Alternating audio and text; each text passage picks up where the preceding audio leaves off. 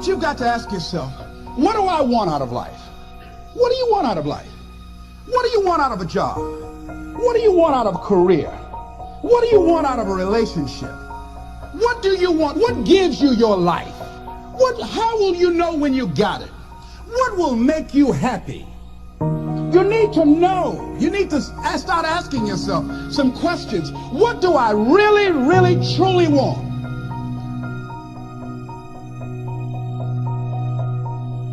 You envisioned something, you got clear about it, and then you started thinking about all the reasons why you wanted it. You got excited about it. Said, this is what's next for me now. I want this. You may have dreamed about it, thought about it, talked about it. But when you focus on something continuously, something magical happens. You get insights, don't you? You overhear a conversation, you hear something you wouldn't have heard if you didn't have that outcome or goal that you wanted so badly. If you have a specific skill set or talent that just immediately propels you to the top, yeah, you want to follow that. When you find something you're good at, go for it. And I also always say it's not about passion. Everybody's got passion for something, right? Don't follow your passions, follow your efforts. Because people say, you know, I was passionate to play baseball. I was passionate to play basketball. It doesn't mean all of a sudden I was going to be good enough. But I found myself being really curious about business, being really curious about technology. And that curiosity is really what drove me. And I think, particularly if you're young today, curiosity is great. Always learning and trying to find new things and being curious about new things, because that's what leads you to that path. Trying to figure out in advance, that's hard because you don't know what you don't know. You have to have an emotional investment in what you're doing. If you don't love what you're doing, failure is pretty much guaranteed. Success is not guaranteed by any means, but failure is much more likely if you don't love what you're doing. Your life would feel better and richer if you had a goal, you chase that goal, you accomplish some things, you would get this boost of confidence, you'd get this boost of self-esteem, like whatever it is that you're into doing. Maybe you're into drawing comic books, maybe you're into making pottery or sculptures, but find whatever that is and pursue that instead of doing nothing. Now is the time to take risk. You don't have kids. As you get older, your obligations increase. And once you have a family, you start taking risks not just for yourself, but for your family as well. It gets much harder to do things that might not work out. So now is the time to do that before you have those obligations. So I would encourage you to take risks now. Do something bold. If you want to control your own destiny, you work for yourself. That's how it works. I'm trying to inspire those of you who are on the tipping point. Take the chance, you're young. Go for it. There's nothing better than being able to wake up in the morning 10 years or 20 years from now and do whatever you like. So you want to work on yourself. You want to read books that inspire you and motivate you. You want to listen to tapes over and over and over again. And I suggest that you listen to tapes when you first get up in the morning. You want to control the spirit of your day. When you first wake up in the morning, your mind is operating at 10.5 wave cycles per second. That's when the subconscious mind is most impressionable. Whatever you hear in the first 20 minutes when you wake up, that will affect the spirit of your day. You want to make your dream come true, you got to stay focused. Some people rather get even than get ahead. Stay focused on where you want to go. There's no other way around it. If success is the result that you are ultimately seeking, you must be obsessed with the process. You have no time to let fear, doubt, failure, quit, negative thoughts, or give up enter into your mental. See, you have massive potential. So from the moment you open your eyes in the morning, your mindset has to be win. Meaning winning that particular morning and carrying that winner's mentality with you as you enter your classroom. So what the person to the left of you is pessimistic? So what the person to the right of you is zoned out? You, yes you, can only be concerned with staying locked in because you refuse to let the aura of your classmates or classroom enter into your mental space. See, this race is won by the one that can distance him or herself from the rest of the pack. And those are facts. So I need you to realize that there will be bad days. There will be times that you feel like you have no earthly idea what your teacher or professor is talking about. But what you will never ever do is throw a pity party. What you will never ever do is tap out. What you will never ever do is concede and throw in the towel. What you will do is knock on his or her door and say, listen, I only have one option, and that is success in your class. But right now, I'm confused about the lesson you taught today, and I need clarity, and I need it now. I guarantee if you are passionate about wanting to achieve success in that class, he or she will bend over backwards to help you. But if you settle for mediocrity and never say anything, you are setting yourself up to fail. And failure, my friend, is not in your DNA. I promise. You're not the first person to question whether or not they have what it takes to achieve at a high level. I promise. You're not the first person to feel like they are underperforming. I promise. You are not the first person to feel like their brain is about to explode. Listen to me.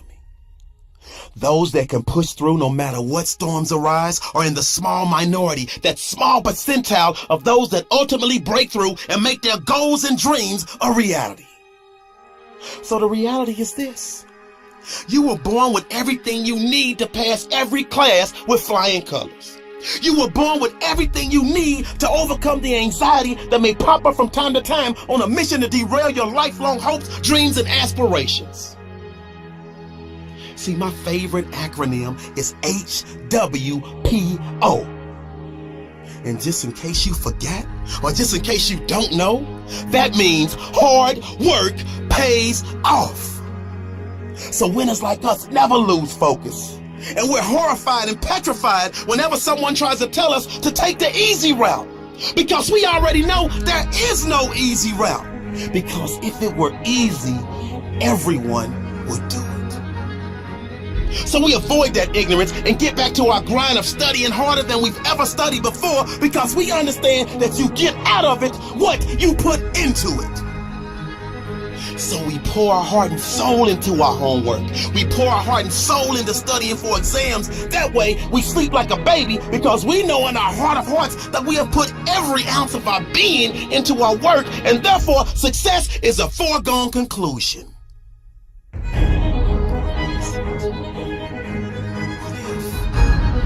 All of the hard work, after all of the studying, after all of the blood, sweat, and tears, you still fail. I need you to really hear. And never forget this. You never fail, you never lose, you only learn. See, life will knock the mess out of you when you least expect it. It's part of the process. See, that's when you have to tell yourself, because of this setback, I'm stronger. Because of this setback, I'm wiser. Because of this setback, I'm smarter. And because of this setback, I'm hungrier than ever. So I say all of this as a friendly reminder.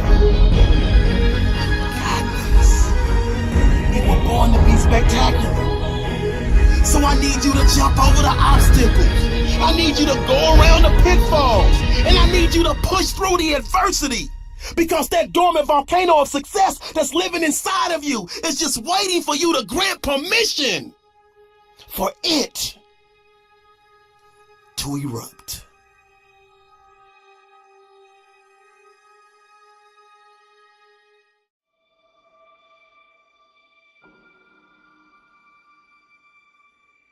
People are always wondering what the next step in life is. And I say, life's a little bit like a maze, you know? Until you walk down one hallway and try to open the door, you don't know if it's a dead end or not. And people are trying to sit back, and that's where the procrastination comes in, and look real far down the hallway. And I'm like, just walk. Small and steady wins the race. What's the fastest way to change your life? For me, I think it's understanding how to set up daily routines with alternating brain and body training, and killing procrastination. The little win with your family when you feel like watching TV sets you up for another win the next day. A little win of getting up at 5 o'clock and running your morning routine sets you up for a habit of a 5 a.m. club morning routine. Small daily improvements over time will lead you to stunning results. It comes down to this, Elvis. I think you have to work hard. Like, just so everybody knows, we haven't gotten into this subject yet. Working hard is the cost of entry to anything. You know 0 people that are successful that don't work their face off. You know 0 people. Now, they may have money because mommy and daddy made money and gave it to them. But people that actually built their own success, you know 0 people that have had success that did not put in obnoxious amounts of work. What's the most important key to success? I think it's hunger. It's not getting satisfied. A hunger that doesn't go, a hunger to learn, a hunger to grow, a hunger to serve, a hunger to give, a hunger to create breakthroughs. Most people are hungry until they make a certain amount of money and then they get comfortable. And there's nothing wrong with that, but it's not about the money. It's not about the business. It's about your growth. Because every one of us either grows or dies. People ask me all the time, what does it take to be happy? I say one word, progress. Progress equals happiness, because achieving a goal feels good for how long? A week, a month, 3 months, and then there needs to be something else. And the reason for something else is because you got to grow. Imagine a conversation with your future self.